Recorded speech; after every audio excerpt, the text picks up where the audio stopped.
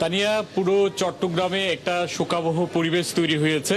বেগম খালেদা জিয়ার মৃত্যুর খবর পাওয়ার পরই আমরা দেখতে পাচ্ছি যে বিএনপি অফিসের সামনে নেতাকর্মীরা সমবেত হয়েছেন, অনেকেই এখনো আসছেন, নেতারা ছুটে আসছেন।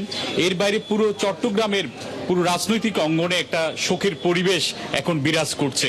বিভিন্ন দলের পক্ষ থেকে শোক বার্তা প্রকাশ করা হয়েছে এবং বেগম খালেদা জিয়া তিনি শুধু বিএনপির নেত্রী নন, তিনি স্বৈরাচার বিরোধী আন্দোলনে, বিভিন্ন গণতান্ত্রিক সংগ্রামে, ফ্যাসিস্ট বিরোধী আন্দোলনে তার ভূমিকা ছিল। সেই ভূমিকাটা তারা স্মরণ করছেন এবং এখানে নেতাকর্মীরা থেকে সাধারণ মানুষ তারা সবাই বলছেন একজন সাধারণ গৃহবধূ থেকে একজন অনন্য প্রভাবশালী রাজনৈতিক ব্যক্তিত্ব হয়ে দেশকে প্রতিনিধিত্ব করা, নেতৃত্ব দেওয়ার ঘটনা তিনি ঘটিয়েছেন, যেটা অনন্য একটা ইতিহাস হয়ে থাকবে বাংলাদেশের ইতিহাসে।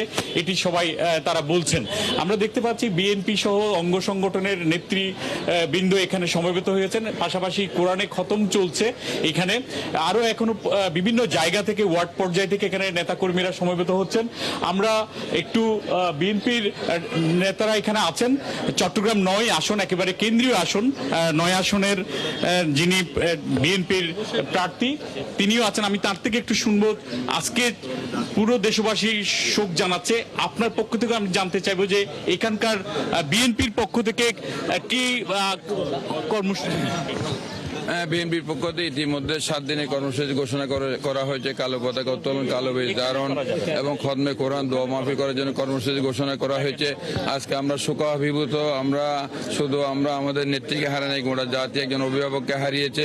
আমরা আজকের এই দিনে যে গণতন্ত্রের আপোষহীন নেত্রী দেশনেত্রী বেগম খালেদা জিয়া, যিনি তার নিজের জীবনকে এদেশের গণতন্ত্রের জন্য, এদেশের গণমানুষের জন্য উৎসর্গ করেছেন, তার বিদেহী আত্মার মাগফিরাত কামনা করছি। আল্লাহ রাব্বুল আলামিন তাকে যাতে জান্নাতুল ফেরদৌসের উচ্চ স্থান দান করে সেটা প্রত্যাশা করেছি এবং আমরা মহান আল্লাহ রাব্বুল আলামিনের দোয়া করি ওনার যে ত্যাগের মহিমা, ওনার যে দেশের প্রতি যে ভালোবাসা, এই ভালোবাসাকে, ওনার যে আদর্শকে ধারণ করে আমরা যাতে ওনার যোগ্য কর্মী হিসেবে আমরা আগামীর বাংলাদেশকে এগিয়ে নিয়ে যেতে পারি, সেই প্রত্যাশা আজকে আমাদের এই দিনে।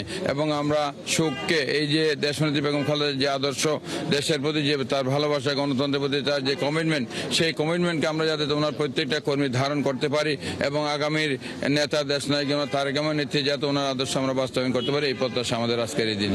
আমি চট্টগ্রাম বিএনপি মহানগরের এখানে নেতৃবৃন্দ আছেন, আমরা দেখতে পাচ্ছি সবাই আসলে শোক সন্তপ্ত বলা যায়, প্রত্যেকে শোক প্রকাশ করছেন। আর বিএনপি তো বটেই, প্রত্যেকটা রাজনৈতিক অঙ্গনে একটা শোকের ছায়া আজকে আমরা দেখতে পাচ্ছি। বিভিন্ন সংগঠন তারা শোক জানিয়েছেন, নেতৃবৃন্দ তারা ফেসবুক পোস্টও সেই শোকটা তারা জানিয়েছেন। আমরা দেখতে পাচ্ছি এখানে কোরআনে খতম চলছে সকাল থেকেই। এইখানে তার বিদেহী আত্মার প্রতি সম্মান জানিয়ে এখানে কোরআনে খতম হচ্ছে। আর বেগম খালেদা জিয়ার যে তার যে অবিস্মরণীয় এখানে অবদান, সেটার কথা সবাই স্মরণ করছেন। তো আমরা দেখতে পাচ্ছি এখানে নেতৃবৃন্দ এখানে রয়েছেন,